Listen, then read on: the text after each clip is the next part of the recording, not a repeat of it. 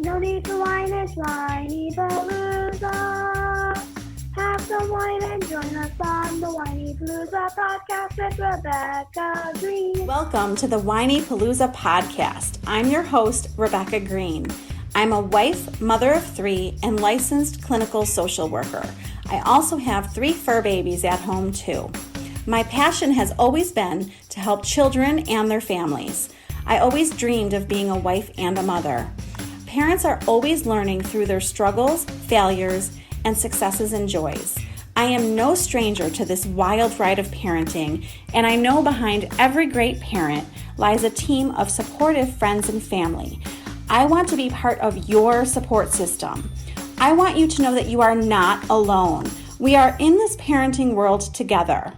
Join me every week for insightful discussions with experts on parenting and marriage, as well as other parents who have found the secret to successes in parenthood. You'll learn tips and tricks to make life with your family better than ever. I hope you will follow along with me while we dive into what it takes to achieve a happy family. This is Rebecca Greene for the Whinypaluza podcast, and I'm over the moon excited because I have Marcy Abramsky on my podcast today. Marcy, as an I'm screwing up already. As an LCSW, Marcy uses her training and 20 plus years of combined experiences to assist you within her scope of practice. She pulls from years doing this in homes, schools, agencies, and in private practice in cities and suburbs of New York and Buffalo. By actively listening, she gains a full assessment, allowing her to assist you in fostering change. In addition, you can look forward to having a guide in this process of visualizing goals and gaining a feeling of empowerment. As you build visions toward change, you may start to get inspired. Marcy is empowering children, preteens, adolescents, adults, parents, and families. She's motivating people to shift their mindset, focusing on strengths, helping with student transitions in school, back to school, and with job changes, calming anxiety, helping with caregiver stress, helping to cope with chronic illness. She also has a telemental health training certificate. As an experienced licensed clinical social worker, it is Marcy's honor to assist you in exploring your core issues and moving toward a healthy, fulfilling life. She offers family, group, and individual online therapy sessions in and around East Amherst and all of New York State. Marcy, thank you so much for doing this with me today. Thank you for having me, Rebecca. I'm so excited. How is it possible that we're old enough for 20 plus years of experience? Like, we're not that old. I think while you said that, I covered my face or I cringed. It was exciting to say I'm experienced, but not exciting for that. And I put that on somewhere online and I'm like, ooh.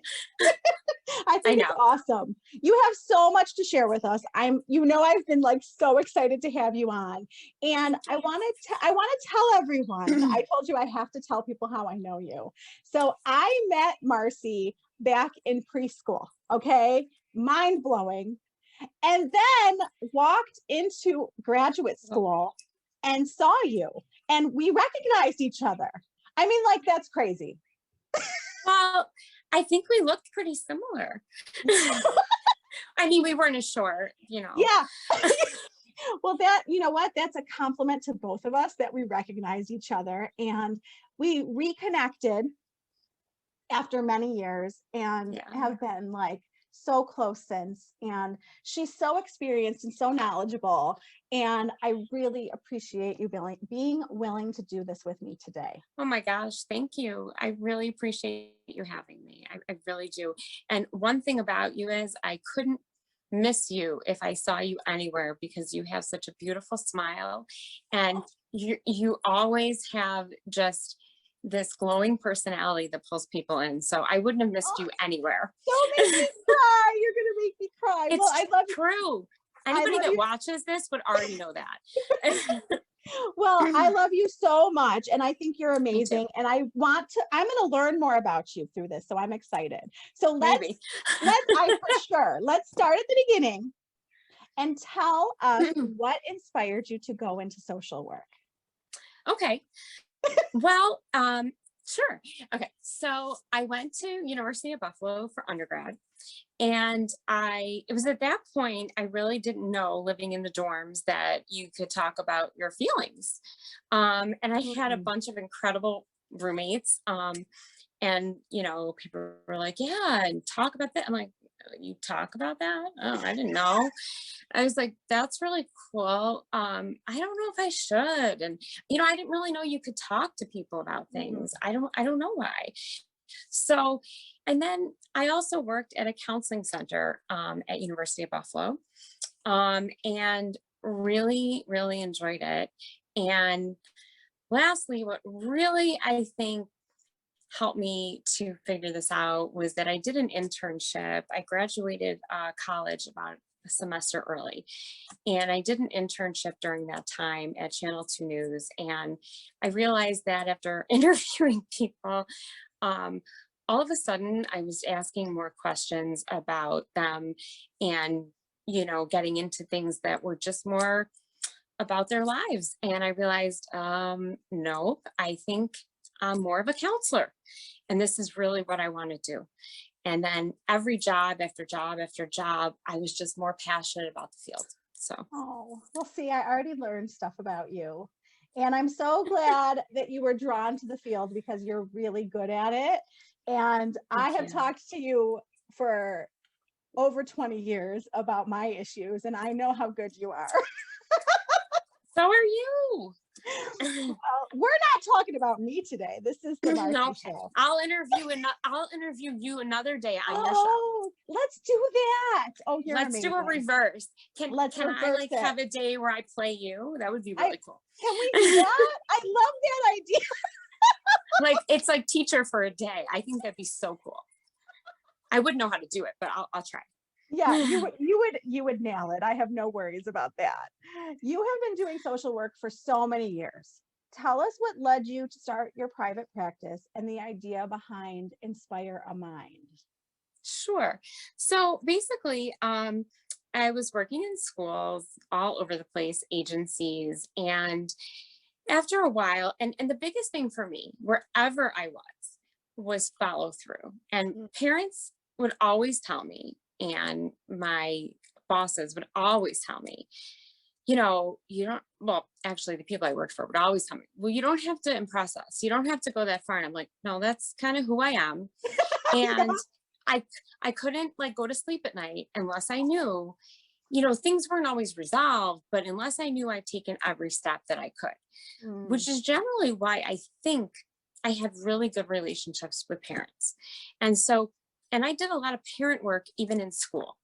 I would invite them in and we would do some sessions, and it was more, I couldn't really do family work in school, but you had to some degree, depending on what happened. You have to include the parent, and I was always in a middle school, and it really supported the kids.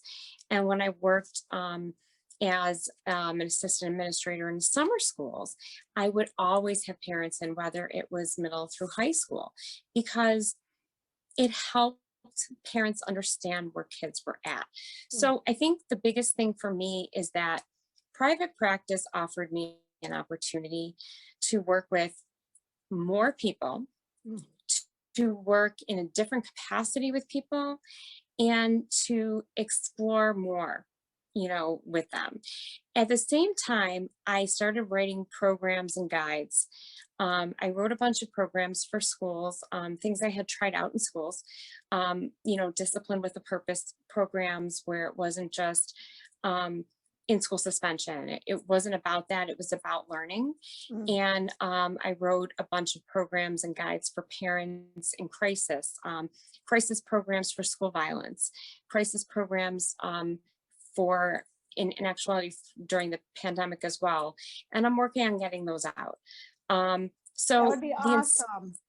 So the Inspire Mind idea was, I also wrote a mindset program for summer school, because I felt like, yeah, you're in summer school, but in order to motivate you, you got to get some certificates that you can bring home. You got to get something good. Your parents need to see something. It can't be all negative, because how are you going to feel positive. And they were like, what is this? And then, and then after they kept getting weekly reports on what they were doing great, their whole attitude about themselves changed. So we watched that happen. So it was really an incredible experience. So I love that so much. And I love the name you came up with, Inspire a Mind. It's perfection. It's a fabulous name. thank you. Yeah. And I got the trademark and I was really excited. And so, yeah, I'm really excited to get those programs out and, to get some guides out to parents, just some like tips and some support for them, and see if some things work for people. I mean, everybody's different. So Well, and we will talk, but we can put links when they're Great. ready. We can put links to this show so that parents can get them. So Great. I would love to do that. So I know your practice has evolved. Can you tell us who you serve? Sure. So I basically serve everybody. And the only thing I don't do is couples therapy. I have a wonderful marriage. It just wasn't something I ever had a lot of experience with. So I don't really go out of the scope of practice that, that I have experience in. So I do serve adults. I obviously parents, adults. Yeah. And I serve parents, meaning I serve blended families. Like so if there was, some step parents, some whatever, I'll serve you all. Okay. Yeah. And I don't charge anymore to serve, mom, dad, stepdads, it doesn't matter. So all the parents, it's fine. And I serve teens, preteens. I don't do stand therapy or any small kids. It's just not something I was trained in. But I also serve seniors and caregivers because I think that's a very important population.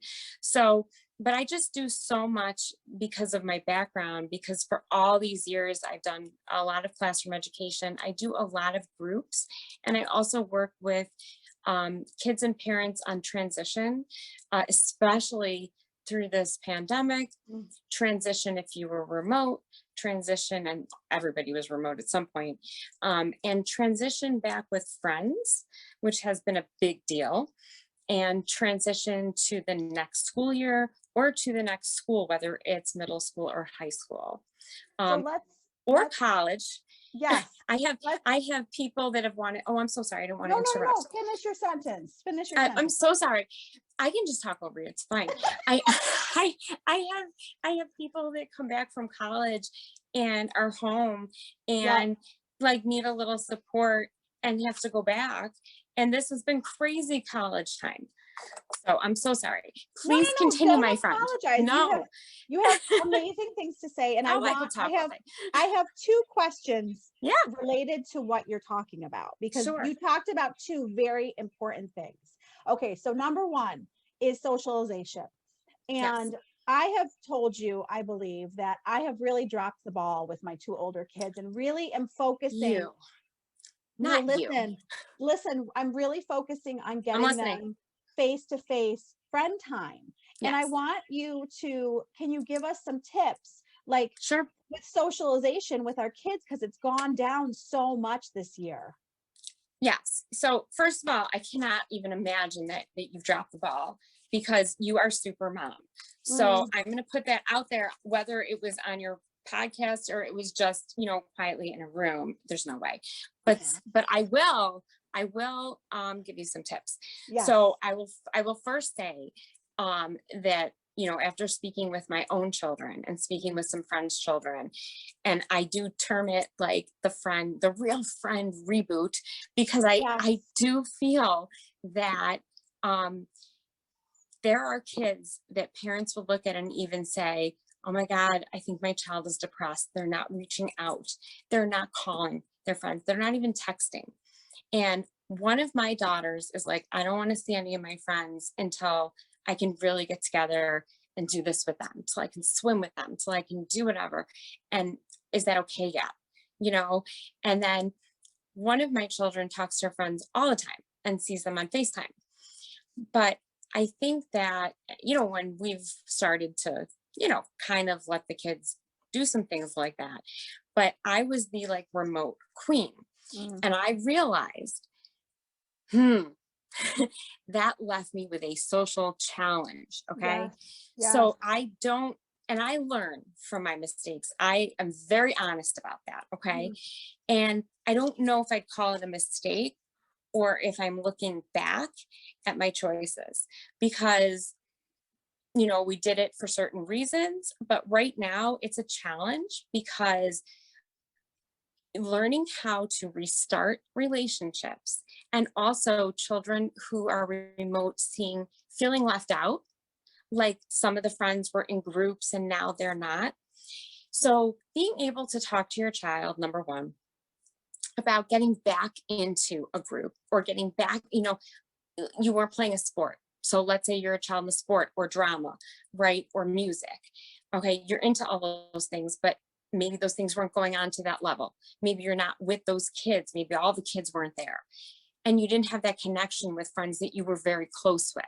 So you're missing, Sarah or Joe or whoever it is, you're missing that group, and they were with some other kids, or you were all mixed up for remote when that happened. So I found that my kids felt like they weren't with certain kids. And that's a challenge sometimes. So it's helping your child take the first step toward getting together. Depending on their age, it might be to reach out to the parent. And if they're older, it's really helping your child to do that. Now, sometimes it takes what I call like this special time. There was one day I had left the house, and I had texted one of my kids or called them, and I said, listen, meet me at the door.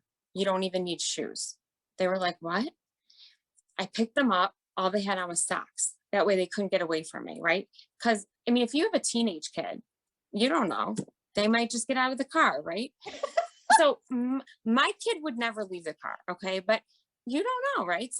But she was so confused. It was fun. Picked her up in only socks, right? Okay.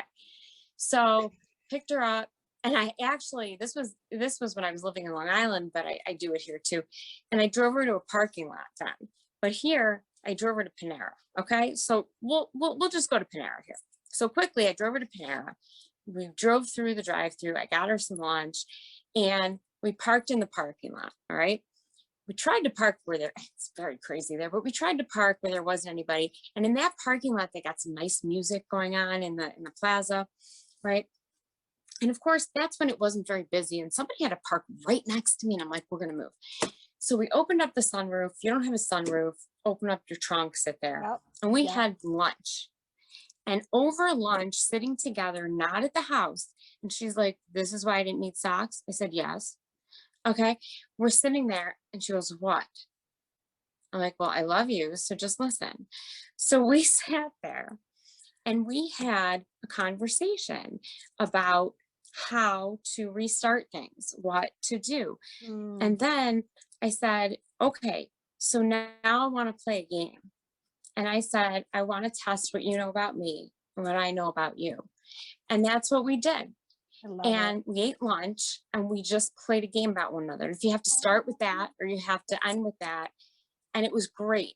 And then she was able to come home and feel like the next day she could make that reconnect. And I didn't tell her, you don't have to tell me now, but you plant the seed. They do listen. Yes. Even kids that seem tough to get through. This is why sometimes strangers, counselors, and other people get through to your kids, because they're the play people. They're the people that hang out. So it gives you that opportunity to see and be with your child in a different light. So you don't always have to go somewhere, but it's nice to get them where they can't leave you. Well, and you said so many things, Marcy. You said, first of all, that we have to encourage them to take first steps. That's huge. And you also said, that they are listening. They do hear us, whether they admit it or not. And they won't, probably. The other thing that is so important that you do with your kids that I love is you make sure to spend time with them individually. And I feel like we get so much more out of our kids when we're private with them versus surrounded by the whole family. And it's not easy. It's not easy, but you're good at that. You're really good at that. And there's enough, this is your expertise. I'm not good at this stuff. And I will tell you that as we transition, Max is going to high school.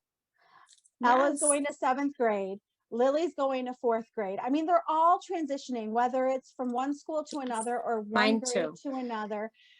Give us some pointers to help our kids have smoother transitions. Sure.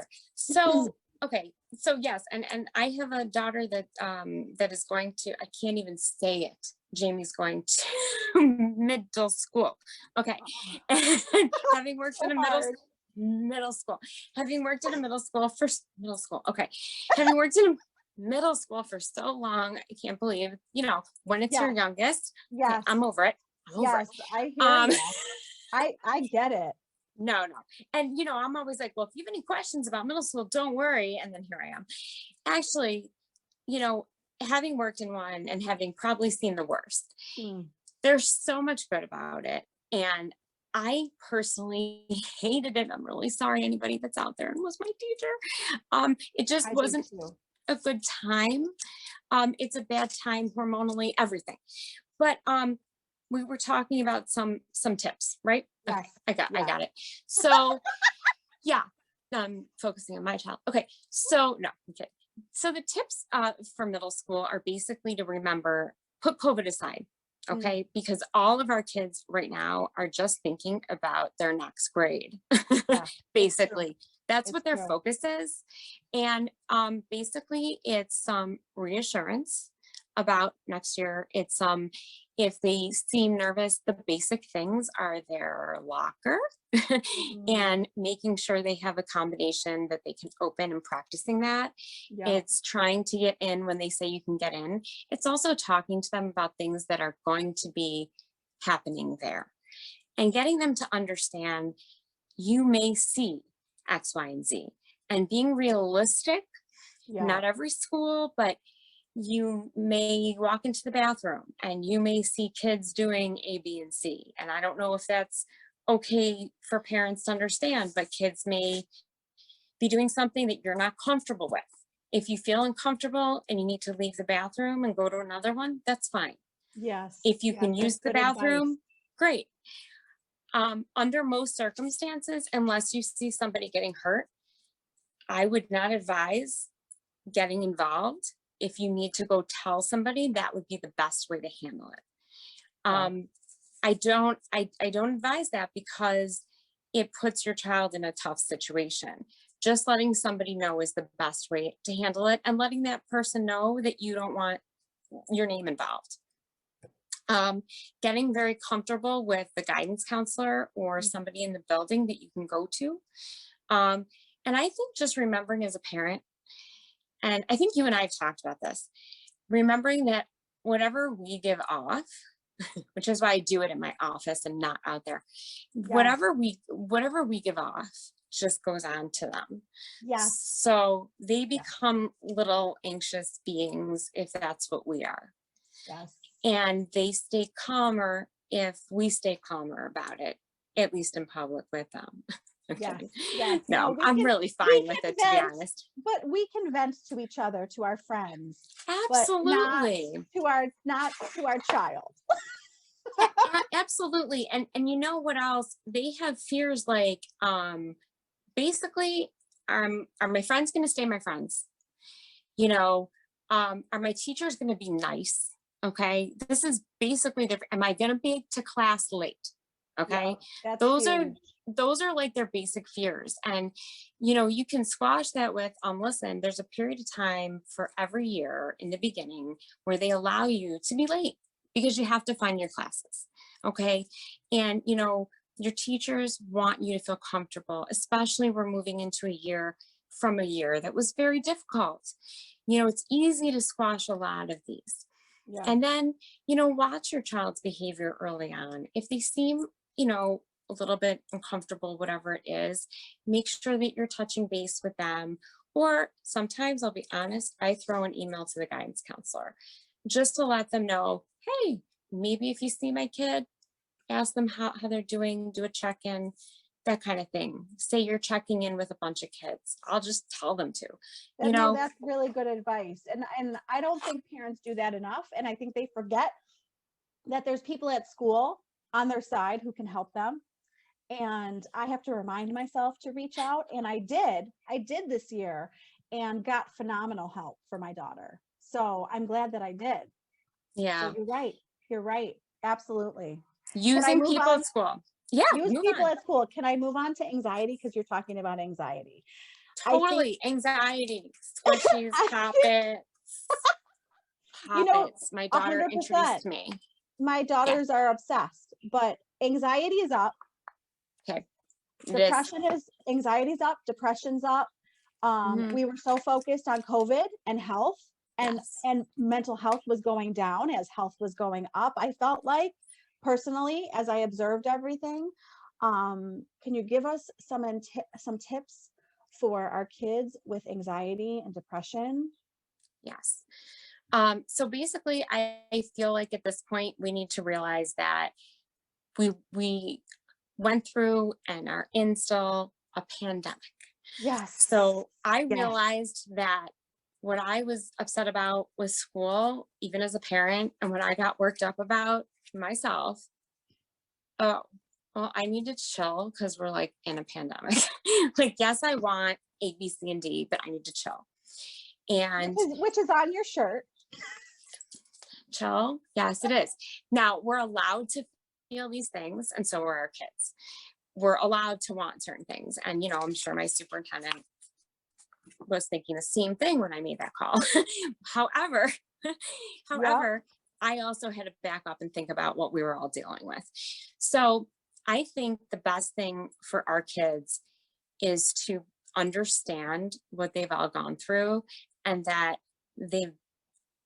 it's incredible, because when we went through something like 9/11, the world was turned upside down, in my opinion. So when I look at our kids and their age, I can't imagine being this age and going through something like this when you're home, you're isolated, everybody's supposed to be home for a period of time, everything is closed.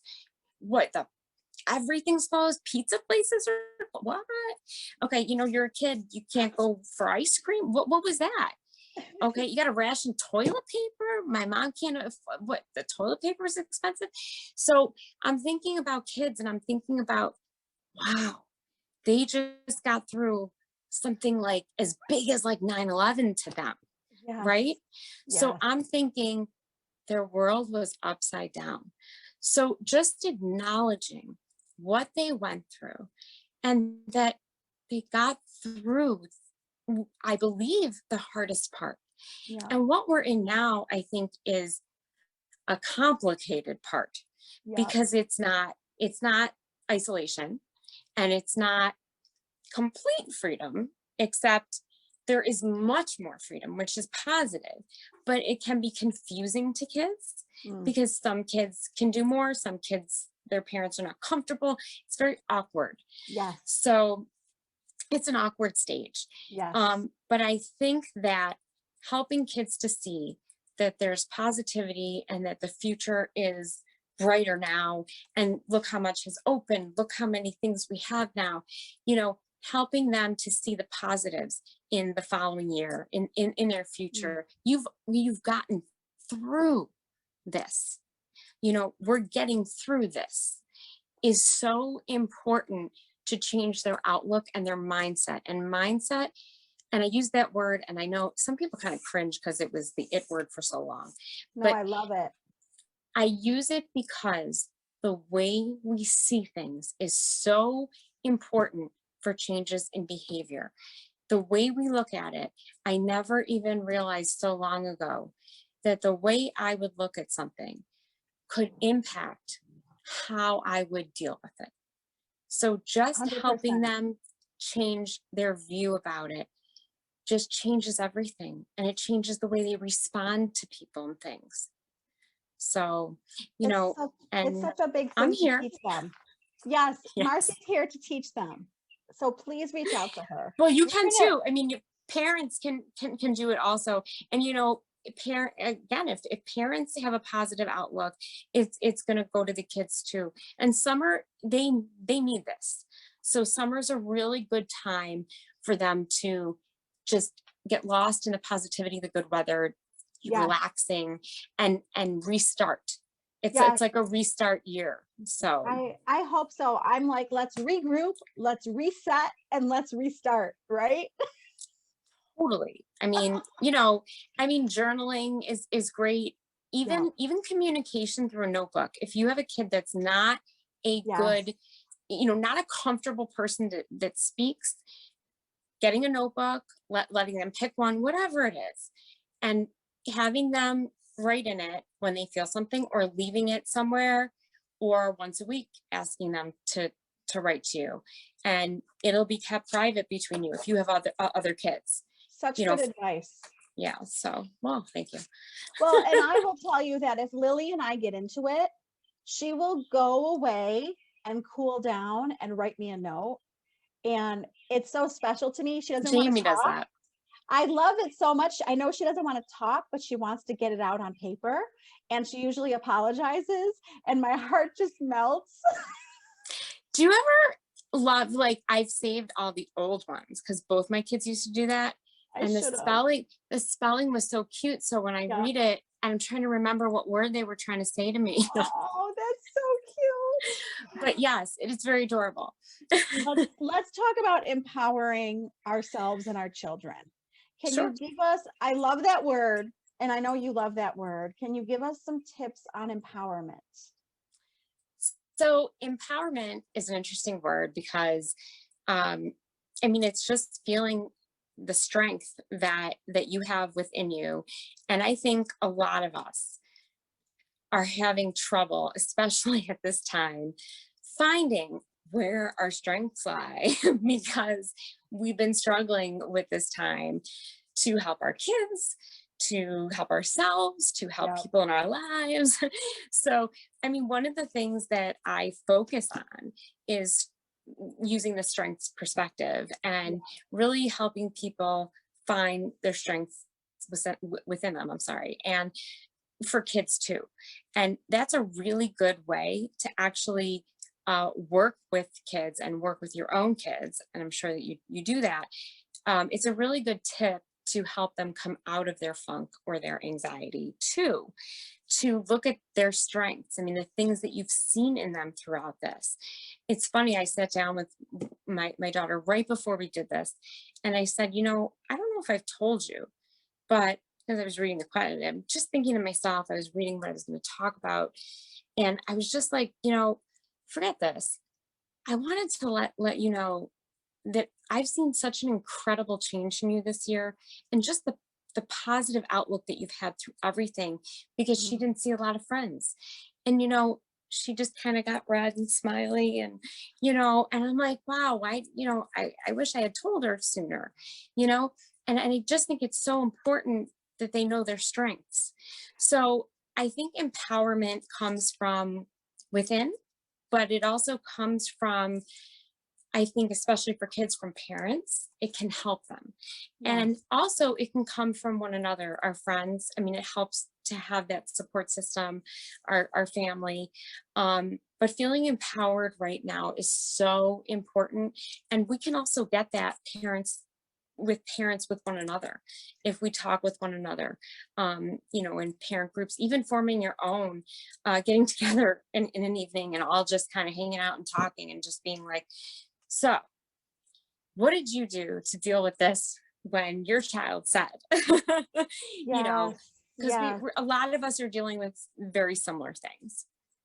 So. Well, and that is so true. And I also love when my friends have kids who are similar ages or older, because a lot of the times, like if their kids are older, they've already gone through a lot of the stuff that I'm going through. Yes. And I noticed during my vlog one week, Lily was sitting next to me and she said, Mom, I helped you too, right? And I was like, oh my God, I was like, I don't acknowledge my kids enough and the fabulous things that we do. And I think that we all get so wrapped up in the busyness of the day that we have to sometimes just stop and tell our kids something wonderful that they did that day and point it out to them. And I'm like, I don't do that. And I really want to start doing that for them. You know, it's something that I realized too, like I'll be hurried, I'll be rushing to do something. And then I'll be like, oh, I don't know how I came off. So I'll text, because they have their phones, because now they have their phones, they have their computers. So I'll be like, I just want you to know that I love you and you looked beautiful this morning. And I'll send a text, you know, and then it just calms the day, you know. I think it's important, you know, my husband and I do that too, because I feel like it's important that you leave things on a nice note. I hate if somebody says something to me at the beginning of the day and it just changes my mood sometimes. Yes. You know, and that too. Okay, gotta change my thought process about my day now. Well, and we're talking about like little things that people don't realize are so big. And sending my husband a text, sending my daughter a text, they eat that stuff up. So do your little things because they're not so little. Right? Correct. Absolutely. Okay, so let's talk about you for a couple minutes. What challenges? No. What do you think your biggest challenges that you're dealing with right now? My biggest challenges, probably, that's a tough one. I think so much going on. You have so much going on, just managing. There's so much that you manage. There is. And I think my biggest challenge I just got over, because I, for years, had a teacher planner, like a book. And then I went all digital like everyone else. And you know what? I missed my book. Me too. And this may sound really dumb, but I know there's no stupid answers, no stupid question. And I say that to everybody else, but I had to buy myself a paper planner. Me too. Because I need to see it. So then you know what I did? The first thing I wrote in it. Yep. The first thing I wrote in this thing, I never put in my phone planner, right? Yep. So I missed it. Yep. So I only put it in one. So I'm like, wait a second. So I need to write it. I need to put it in, but it's better for me because I'm kind of, when I write things, it's just better for me. So I think I got that now. It's just because I have a lot of commitments to a lot of people, but this is very important to me to continue to work with clients and to also, you know, continue to be there for the kids. And I think that being able to work from my office here and being able to do the teletherapy is so much better for me. And it's easier for clients sometimes because it's convenient.